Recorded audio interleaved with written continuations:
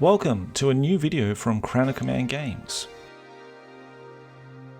Today's video will be of a classic GW specialist game, Epic Titan Legions, Games Workshop's 6mm tabletop wargame set in the Warhammer 40k universe, and played in a 6mm scale, which sees you in command of hundreds of troops, vehicles, and of course, Titans.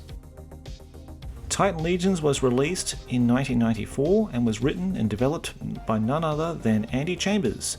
You can find interviews with Games Workshop legends such as Andy Chambers and A.D. Wood on the Crown of Command podcast, so be sure to check it out. Now let's take a look at the Orc forces under my command today. In the Evil Sons clan, I have chosen the Mechboy Gargant as my special card choice, the Cult of Speed as my clan card choice, and then 2 support cards of Spleen Rippers, a single card of Gob Smashers, a unit of Orc Dreadnoughts, and a Mechboy Speedstar. For the Goths, they are led by Gazgul Mad Orc Thraka, and joining him the Goth clan with 3 support cards of Battle Wagons and 2 cards worth of Gut Rippers.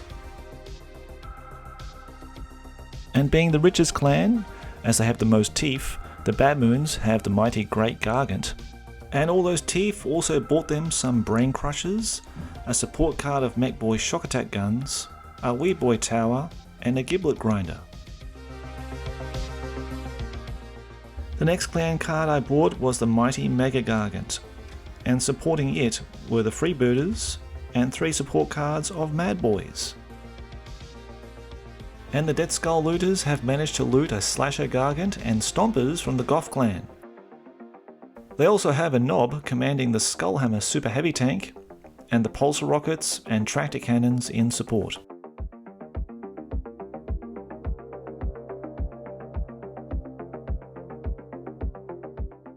And Gorka Mork be praised to raising this mighty war for Gazgul to command, to send these Umis back to Earth so that the Orcs can take control of Armageddon.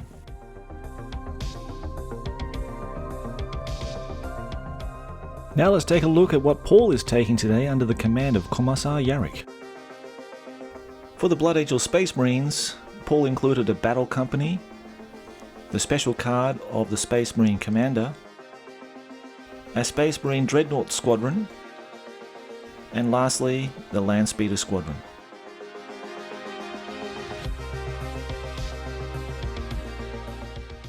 And of course, Paul took the Imperator Titan as his special card choice, an Imperial Guard Tactical Company, 2 Leman Russ Squadrons, an Imperial Guard Thud Gun and Mole Mortar Battery, and lastly a Baneblade Super Heavy Tank. Yarrick also enlisted 2 Warhound Scout Titans, an Imperial Guard Artillery Company, a platoon of Ogrins, 2 batteries of Manticores, and 2 Commissars to lead them, and lastly, a Shadow Sword Super Heavy Tank. And lastly, we have a living legend himself in Commissar Yarrick and his personal tactical company, led by Commissar, a Bike and Rough Rider Squadron. Joining them are a squadron of Sentinels and a Rattling Platoon. Before we begin the game today, we have to organise our Titans data cards. For the Mega Gargant, there are a few steps you'll need to prep your Gargant for battle. First, I needed to sort out all the crew counters. I took out the captain and placed him in the bridge. Then I chose another crew counters at random and assigned them into positions within the Gargant's crew sections.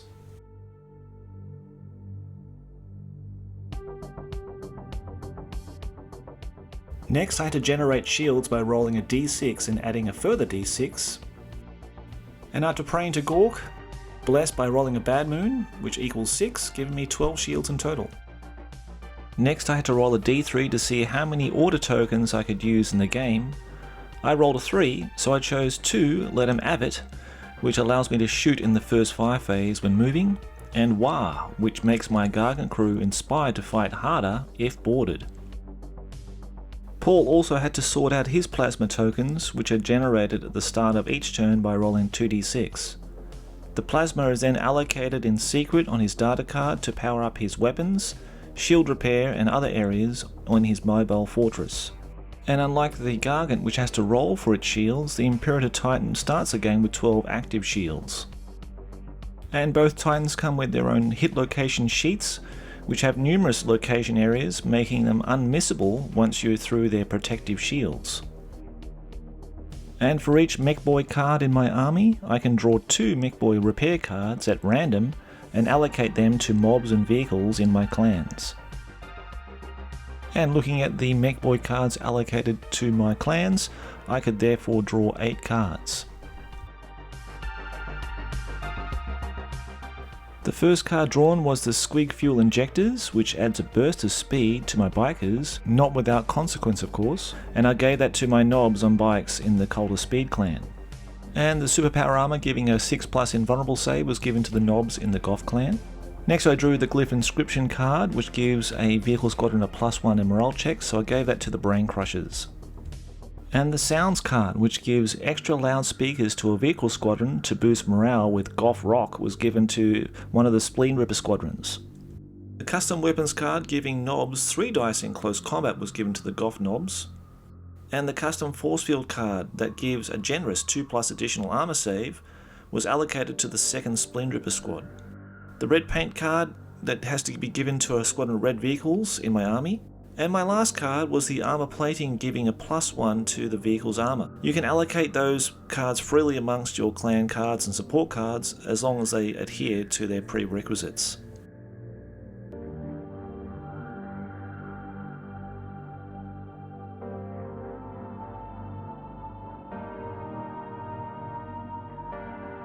As Paul enlisted Blood Angels into his army, he would need to roll for their Red Thirst to see who would join the Death Company. And to do this, you need to roll a d6 for each detachment in your army, and on a roll of a 5 or 6, the miniature stand would be replaced with an appropriately painted Death Company model.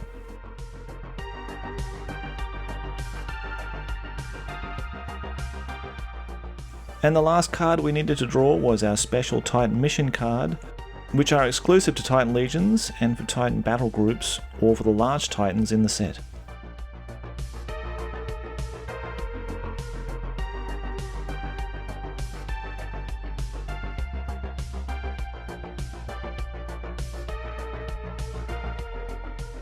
And to determine the terrain layout, we use the main rulebook to generate our terrain and populate our landscape.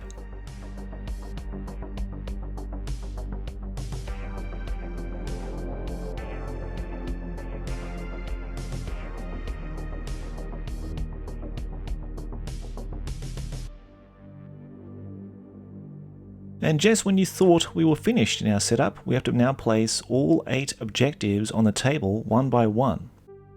Each objective is worth 5 victory points, with the closest model within 15 centimeters to claim it in the end phase. And the objectives cannot be placed any closer than 25 centimeters to a table edge or another objective.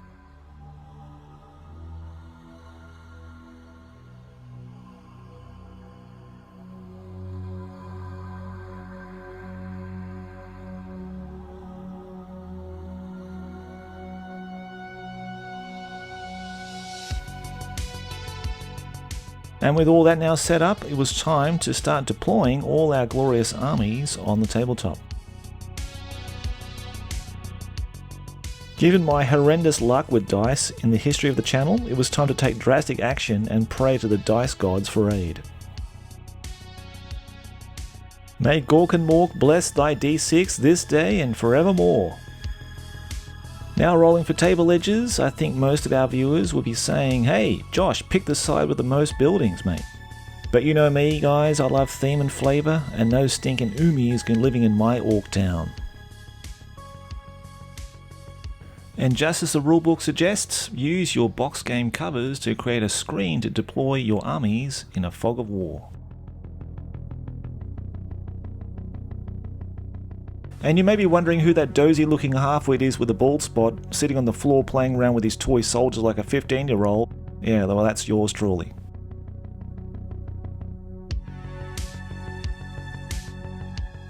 Deployment complete and the screens lifted, it's time to see where our units ended up.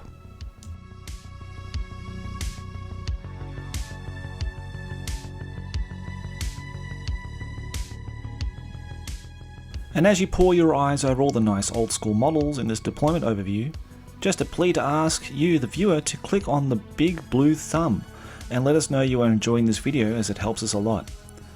And also please leave us a comment below to tell us that you are enjoying this series of epic battles and that you are looking forward to more. And if you are new, maybe you want to subscribe to my channel to be alerted of all the new content as it drops. Thank you so much, as it really helps to grow the Crown of Command to reach many new potential viewers.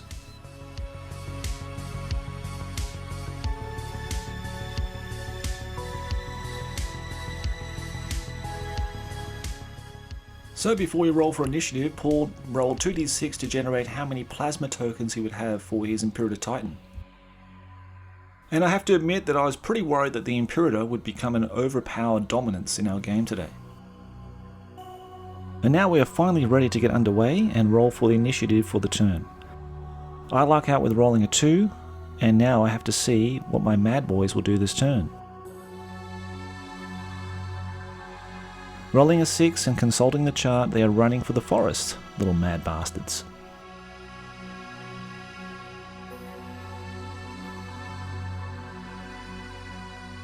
I think the following images of me moving my troops are pretty self-explanatory, but if you're new to the epic game and system, there are specific orders you can give to each detachment, vehicle and titan in your army before rolling to see who will act first.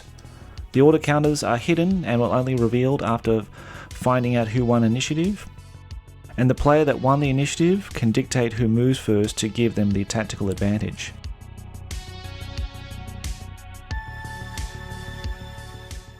The orcs were anticipating what this giant Umi Gargant will do this turn. While allowing me to move my units first, it gives him the tactical advantage to counter my moves.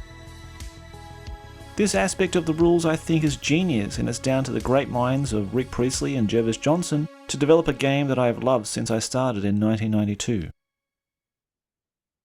Both players having finished moving, it's now the psychic phase. With both the Weird Boy Tower and the Gargant's mega weapon unable to fire, we move on to the first fire phase of the game, starting with Paul as he won the initiative. The way the pulsar rocket works is that you nominate a number of dice between 1 and 20, and the result is added to 50 centimeters to give you the total distance the rocket travels. Then rolling the scatter dice to see exactly where the template lands. And in this case I had not rolled enough dice to reach the feet of the Imperator Titan and to do any damage, even though rolling a 6 for the pulsar shockwave blast. The Imperial Guard by their nature have access to a lot of barrage weapons. They use templates that are very effective against infantry. It was Paul's aim to maximise casualties amongst the Goth Orc clan advancing towards the Imperial City block and the objectives. The Megboy Dragster's deflector shield did its job in protecting as many of the Goths as it could, but the casualties began to mount up.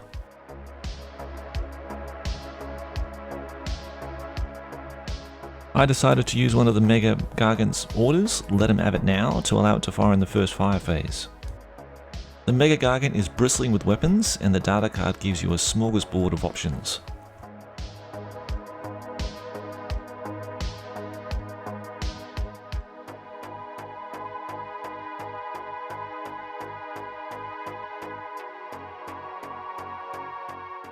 First on the menu was the Super Lifter Dropper, which successfully picked up a Lehman Russ tank and dropped it, destroying it in the process.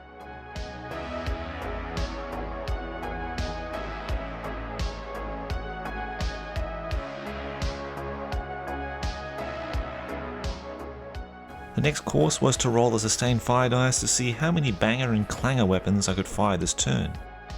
Shooting off a banger at the building in range, as barrage weapons can destroy buildings, but Paul passed its saving throw.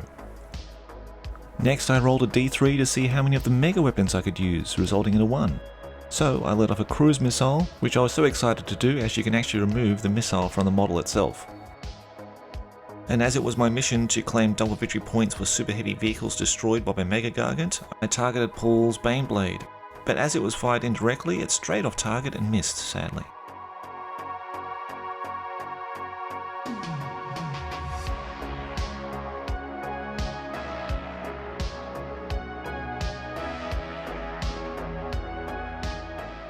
As Paul had models that could see my Goth clan, he could fire his Manticore chain barrages with deadly precision.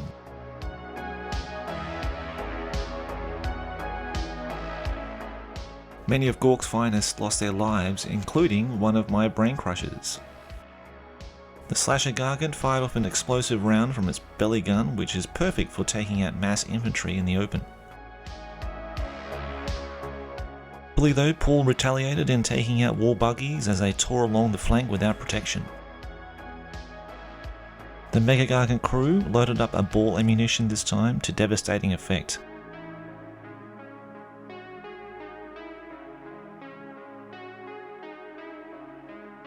As it tore through the building, killing the 3 stands occupying it, and as the ball ammunition travels a further 46 centimeters, it hit the Warhammer Titan behind it, and as the ball ammunition goes straight through Titan shields, it was just a case to pick a location on the location data sheet and have Paul try to save it at -4. Baboom! As I rolled a 6 on the die, the damage table read that the Warhound would fall randomly to its side and was effectively destroyed out of the game.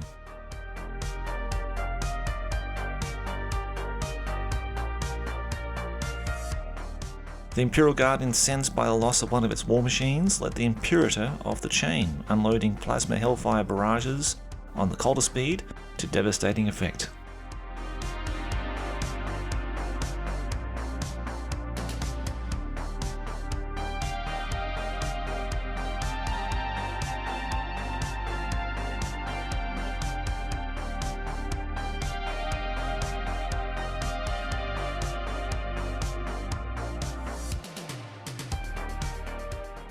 And we now reach the end phase of turn 1 to calculate the victory points for objectives held, and also to calculate the Weird Boy Tower's energy points for next turn.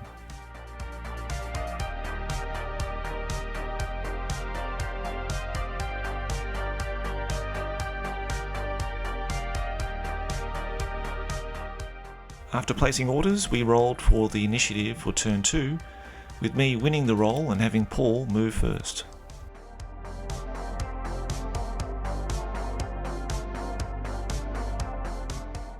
I think one of the best things about Epic for me is just how the game looks zoomed out over the tabletop, as you see masses of infantry and titans, and it gives this epic sense of fighting a huge battle.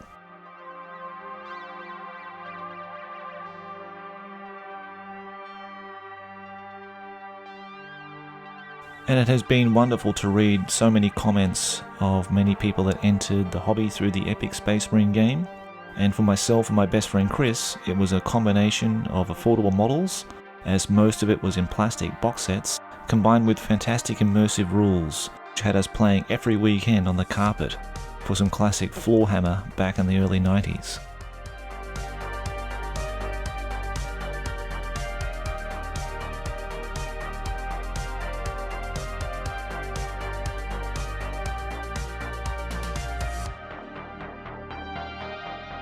Good old Gaz and his knobs were on the hunt for his nemesis, Commissar Yarrick.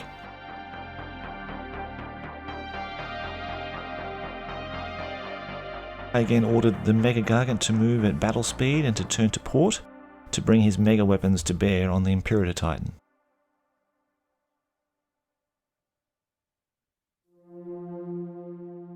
The next phase after moving is the Psychic phase.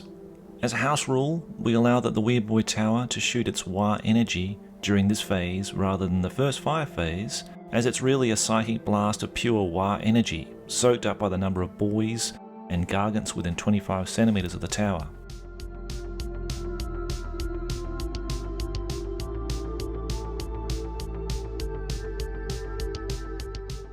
I calculated that my energy score was over 26, giving it 8 dice at a 2+ to hit and a -5 save modifier at 200 centimeter range. I unleashed all of the power of the Imperial Titan and stripped it of 6 void shields.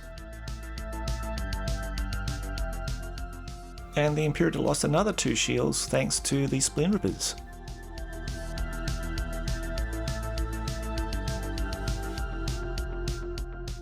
I also got lucky with the second pulsar rocket as it struck the rear of the Imperator Titan, and after rolling a 5 to see the pulse effects, it generated 6 hits, which is halved due to the Imperator Titan rules. As the pulse bypasses Titan shields, I went to choose a location on the Titan's data card and rolled the special hit location dice to see if my aim was true. Paul then took his saves, rolling 2d6 with a -2 save modifier. It got a bit hairy there, but Paul managed to save all of the hits that were scored, even rolling 4s, as he needed a 4+ to save.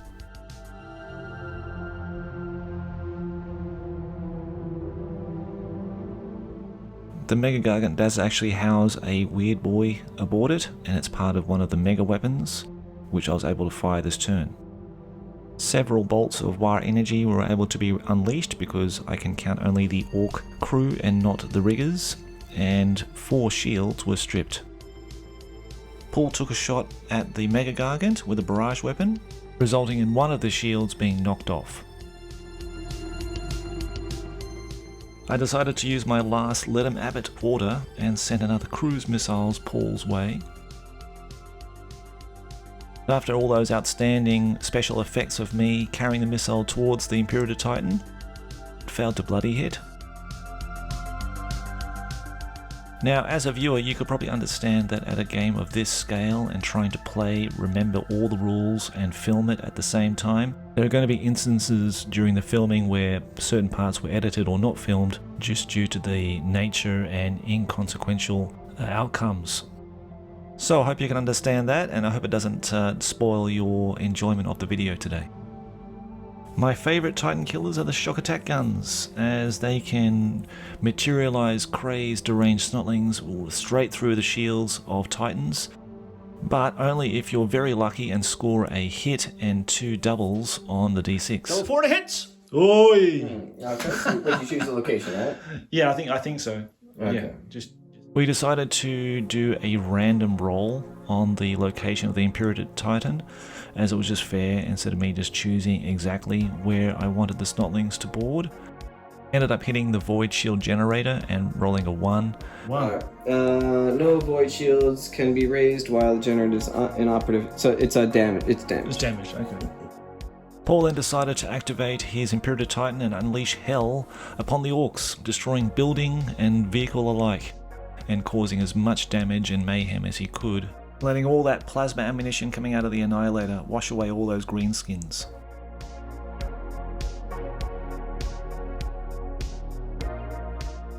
And in the process knocking off another shield on the Mega Gargant. In reply, I activated my little mech boy Gargant that could. Its ranged weapon is the Deluxe Custom Cannon. With this ingenious mech boy weapon, you need to roll an artillery dice to determine how many shots it can fire. In this case, I rolled a 6. As the shields on the Imperator Titan were now down, it was a free reign of just choosing a location from the direction I was firing at, which was at the side, and then with a -2 save modifier, Paul got to roll his saving throws, but I managed to find a chink in his armor. Deafening screech of tortured metal. The primary weapon crashes to the ground. Anything under the weapon, including the building, suffer. Alright, so the Hellstorm cannon is destroyed. Right, okay. As the orcs could breathe a sigh of relief as the Hellstorm cannon exploded to smithereens, Paul went on to activate his Space Marine Devastator detachment to unleash a salvo of heavy bolter shots into the orc front lines.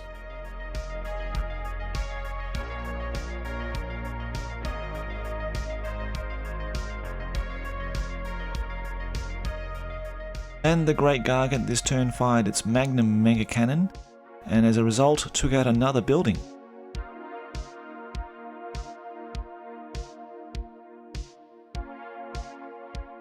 And next, my adorable Stompers took some pot shots of hit and hope at the Imperator Titan, as it was now defenseless, and scored a hit on one of its side towers.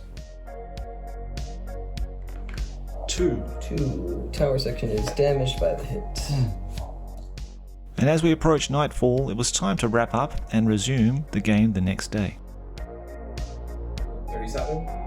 37 Imperials, 28 Orcs. 37 to you, 28 to me. Okay, cool. Yeah. So the orcs had some work to do in turn 3, But we can't fight on empty stomachs, so our lunch today was provided by Coda Coffee with some delicious barbecue bacon burgers and fries. And another orc tactic developed by the Blood Axes is to ply your opponent with beer before the game begins to give you the advantage.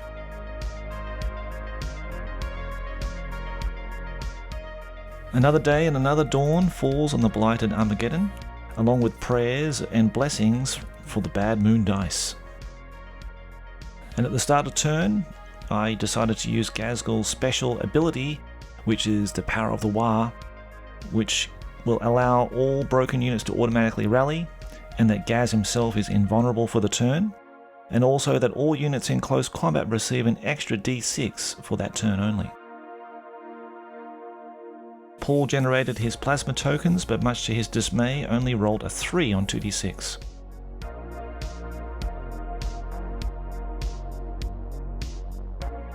And rolling for an order for the Mad Boys, I rolled a 4, giving them advance orders this turn. And it was a time of judgment as to who would win the initiative for this turn, with Paul coming out on top and commanding me that I move first.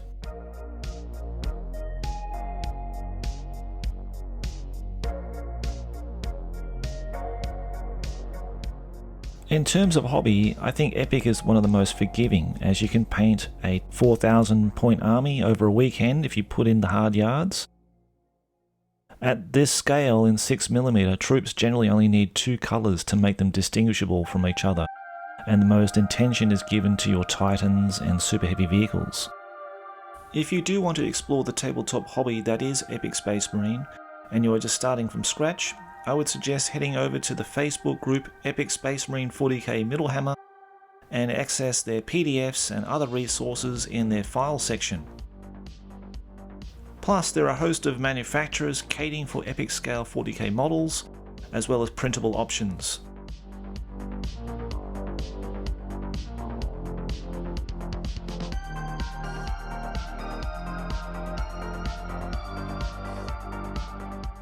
And as a suggestion, please check out my podcast at The Crown of Command, as I have covered extensively the Epic Space Marine armies and rules in a series of faction deep dives with my good friend John Webb.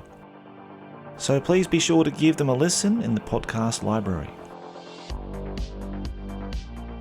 The Weird Boy Tower is now primed to unload a mighty 6 dice, needing 2+ to hit in the psychic phase.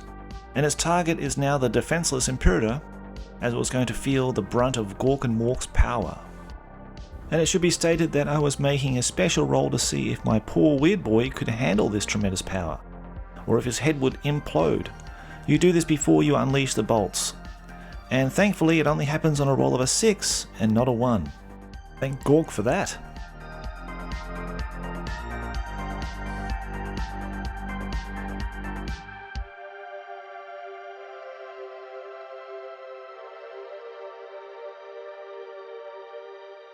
All this open ground between myself and the Imperial forces was going to make it very hard for me to engage with the enemy.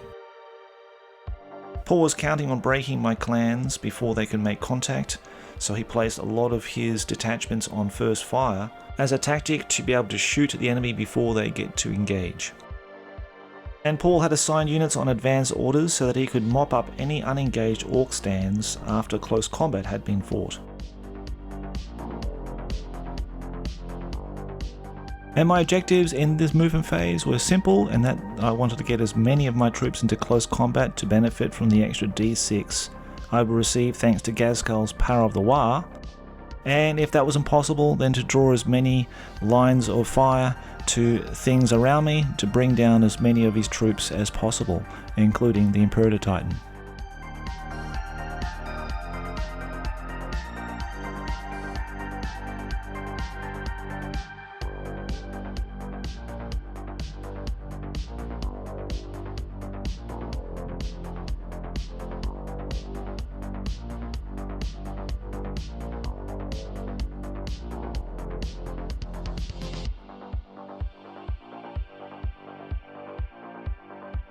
And as the orcs have moved now, Paul capitalised with trying to outnumber the close combats the best he could this turn. And with no shields and only 3 plasma counters generated this turn, I think Paul was going to have to just try to weather it out and see if it will survive turn 3.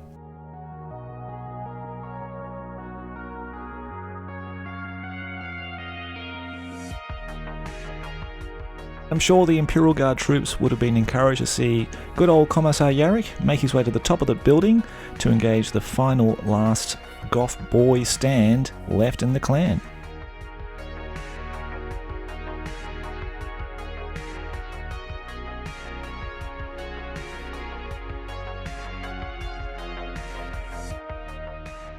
And with an Orky surge of raw psychic power, the weird boy struck 5 of its 6 shots at the Imperator and targeting the reactor, and Paul failing one of his saves.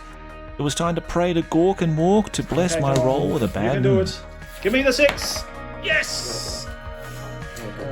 Destroyed, vaporized, remove the Titan from play and place a crater in the spot where it stood. All units within a 46 centimeter radius suffer a hit with -1 save modifier. So with the catastrophic explosion and afterblast incinerated all units within 11 centimeters, I wish I had rolled higher to catch more of his platoons.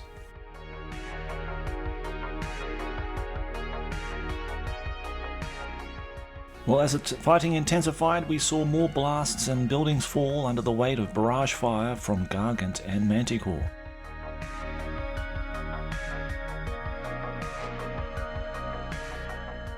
Most barrage templates are fired indirect and will scatter 2d6 in a random direction. But if you have a model that can see your intended target, you can fire with accuracy, making barrages very deadly to troops and vehicles, but also for buildings, as is evident in the landscape unfolding as the battle wages on. The Mega Gargant was now given stop orders to allow it to fire in the first fire phase, and it let off a clanger and a banger, demolishing a building in the process with the barrage weapon template, but also scoring a hit on the Warhound Titan, but unable to penetrate its armor.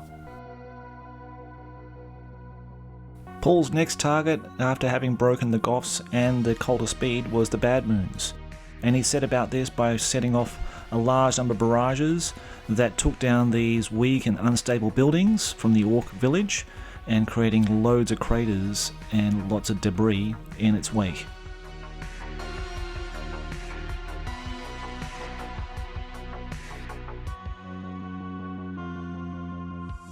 The Bad Moon clan began to take heavy losses as Paul concentrated all of his barrage weapons from the bombards, thud guns and mole mortars, and we saw the shock attack gun stands lost and the Orc building with them also. My final remaining pulsar rocket was launched with the maximum amount of squig fuel to see it career all the way over into the Imperial back lines. I'll give you here.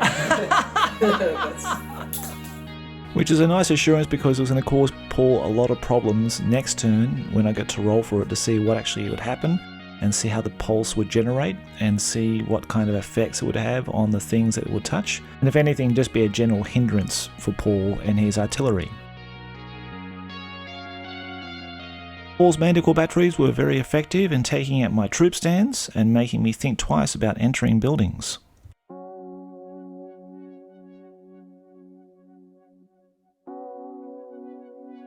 And as the Imperator Titan had fallen, I threw everything I had at the Warhound Titan. But it was blessed by the Emperor, as either every shot missed using the location dice, or Paul saved all his armor saves.